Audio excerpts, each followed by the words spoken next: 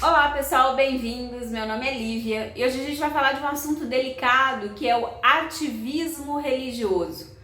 Como que o ministério dentro das igrejas pode acabar sendo nocivo ao seu ministério principal, que é a sua casa. Vamos falar um pouquinho sobre isso, vamos explorar um pouco esse assunto, quais, as dificuldades que isso pode trazer para sua vida. Bora pro vídeo. Bom, gente, o ativismo religioso é um termo relativamente recente, né? Até há um tempo atrás, de uma forma assim bem dura, as pessoas chamavam de fanatismo religioso, né? Só que o ativismo, ele fala especificamente do trabalho na igreja. Então, quando a pessoa, às vezes, ela tem um cargo na igreja, ou então ela faz parte, assim, às vezes, de um grupo de oração, alguma coisa relacionada ao ministério dela, né? Ao que ela exerce dentro da igreja. E o que acontece? Muitas vezes toma dela um tempo, né? Às vezes é claro que todo o trabalho né, quando a gente faz algo para Deus, a gente tem que fazer com excelência, né? Mas se isso for desmedido, isso é nocivo. Isso não é saudável. E Deus não agrada disso. Então, eu acredito que é importante a gente falar sobre essas coisas, porque agora que eu, vivo a realidade da igreja, eu consigo ver isso claramente. Tem pessoas que são extremamente dedicadas à obra. É uma bênção, assim. Só que as pessoas passam muito tempo fora de casa. Porque a gente tem que considerar que a maioria dessas pessoas, elas trabalham. Elas têm empregos seculares, né? A igreja que eu faço parte, todo mundo que tá lá é voluntário, inclusive os pastores. Eles são voluntários, eles não ganham, eles não recebem para exercer uma função na igreja, né? Então, quando você vê que todo mundo que está lá envolvido é voluntário, claro que a igreja precisa que todo mundo se comprometa, mas ao mesmo tempo, até que ponto?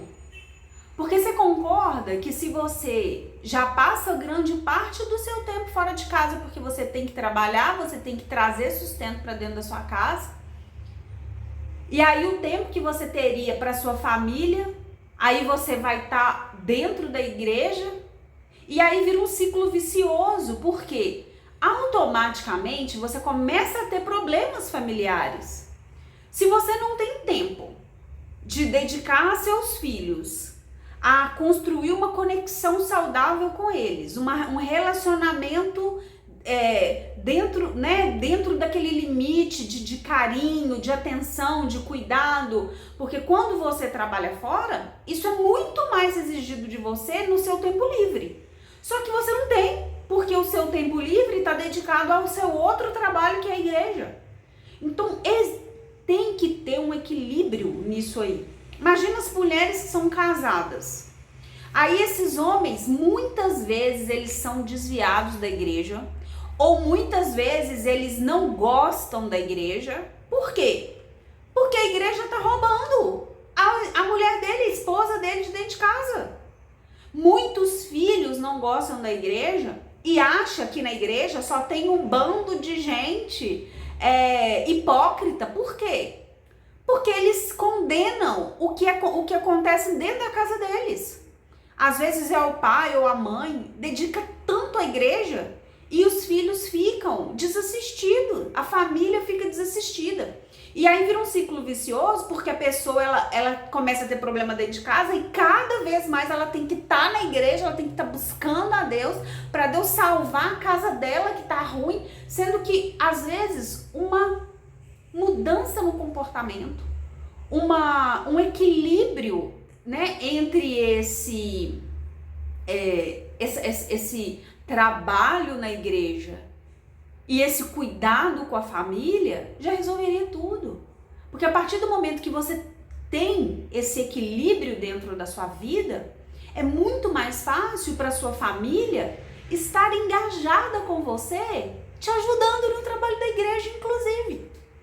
Quando existe e quando isso é colocado de uma forma saudável, você envolve toda a família. É natural. Por quê? Porque a partir do momento que você está envolvido com o trabalho da igreja, você está vivendo isso de uma forma saudável, você está vivendo a sua espiritualidade de uma forma saudável, isso toca todo mundo que está à sua volta. É inevitável. Isso não é uma coisa nem que você consegue controlar, é muito maior do que você. Então, por consequência, todas as outras pessoas são tocadas e muitas vezes elas ficam tendenciosas, elas ficam desejosas de viver aquilo também, de experienciar aquilo também. Só que quando é uma coisa bitolada, que você não consegue ver mais nada, que você põe aquilo em primeiro lugar e você larga o resto para trás, não, porque eu tenho que ir para a igreja, porque eu tenho que fazer isso. Gente, isso não eleva a sua caminhada cristã. Pelo contrário, se isso está trazendo desequilíbrio para dentro da sua casa, se isso está trazendo problema para sua família, com seu marido, com seus filhos, como que isso pode agradar a Deus?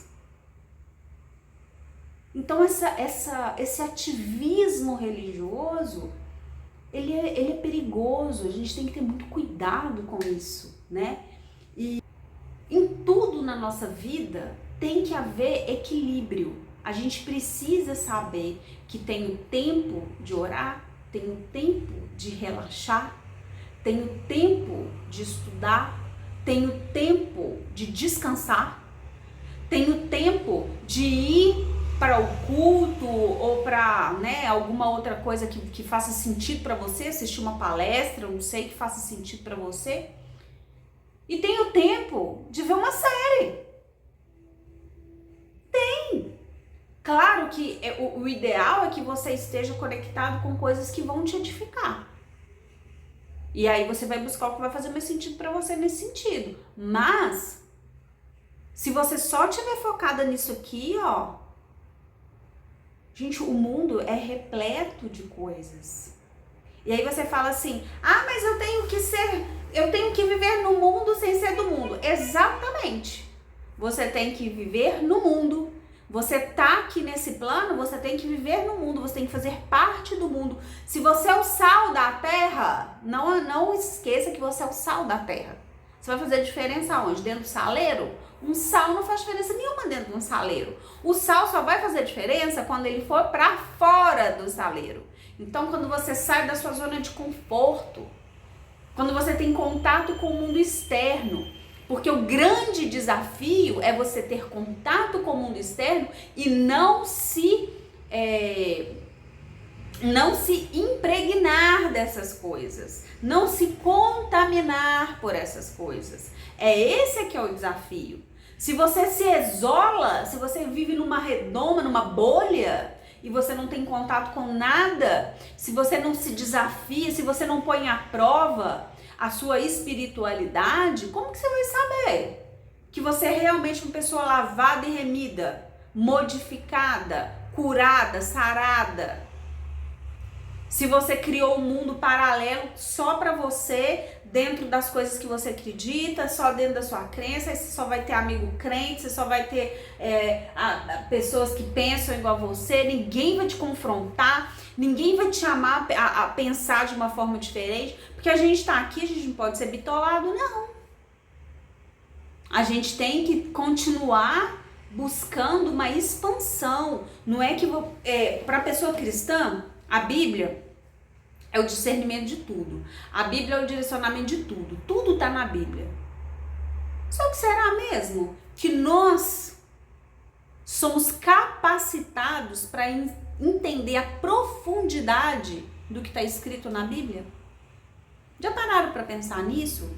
Será mesmo que nós estamos capacitados espiritualmente para ter um real entendimento da palavra de Deus?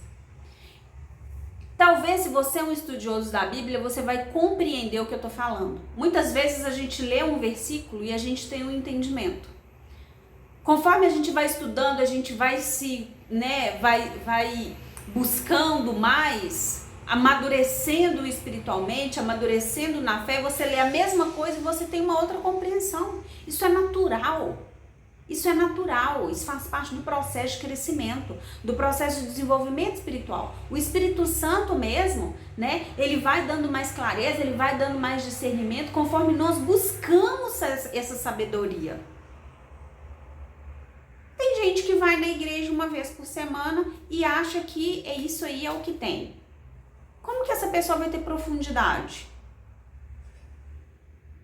Então a gente tem que lidar com todos os cenários, a gente tem que entender todos os cenários. Agora, uma coisa é fato, você ficar o tempo todo enfiado na igreja, fazendo tudo, porque na verdade, às vezes o pastor nem pediu para você fazer coisas. Mas a sua busca às vezes, ela tá incessante ali, porque você tem uma mente agitada, Aquela inquietação, não, porque eu tenho que fazer, é realmente um ativismo, Porque você acha que você sempre tem que fazer mais, sempre tem que fazer mais. Aí é engraçado que o Espírito Santo fala tudo sobre a igreja, sobre as coisas que tem que fazer, mas nunca fala sobre a sua família. O Espírito Santo não te incomoda, não incomoda muita gente sobre a família dela. Isso não tá errado, não. Gente, vamos parar para pensar um pouquinho sobre isso. Eu conheço pessoas da época que eu ainda nem era cristã, que vivia em função da igreja. O casamento dessa mulher acabou, os filhos dela se envolveram com droga, porque ela não estava ali. O tempo inteiro ela estava militando dentro da igreja, orando pelos outros, cuidando dos outros, fazendo missões, fazendo isso, fazendo aquilo, enquanto a família dela estava jogada. Aonde que isso faz sentido? Aonde que isso vai agradar a Deus? Vamos deixar de ser fanático, vamos deixar de ser obcecado, vamos ter senso crítico. Porque o discernimento espiritual também passa pela crítica. Se você aceita tudo sem questionar nada, você não tem um discernimento espiritual equilibrado. Não tem. Primeiro, nós estamos aqui lidando com seres humanos. O seu pastor, o seu líder é um ser humano, falho, pecador e miserável igual todos nós.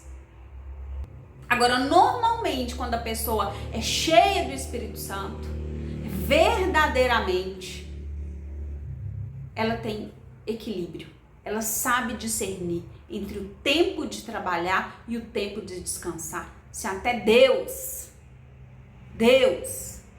que descansou, mas você não pode.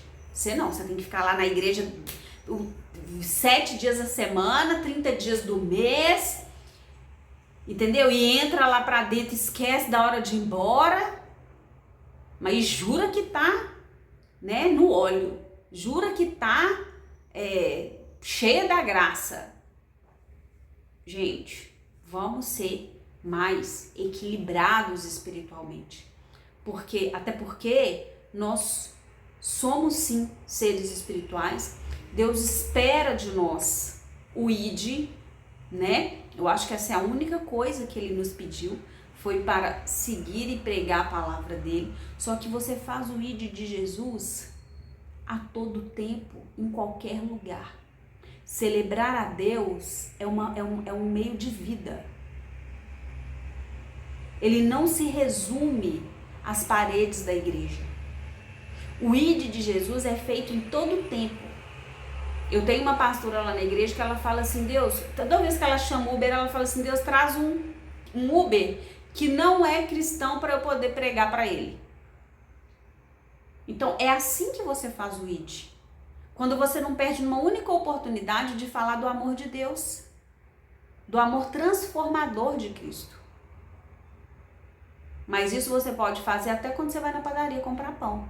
Não precisa de você ficar enfiada dentro da igreja o tempo inteiro, não.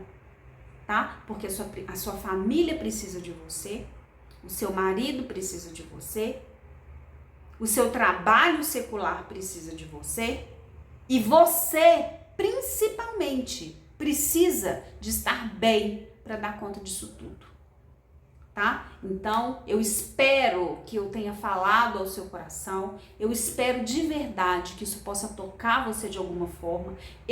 Quem tá falando aqui não é uma pastora, quem tá falando aqui é uma pessoa comum, que está dentro da igreja e que vê isso claramente acontecendo e que entende que isso não é saudável.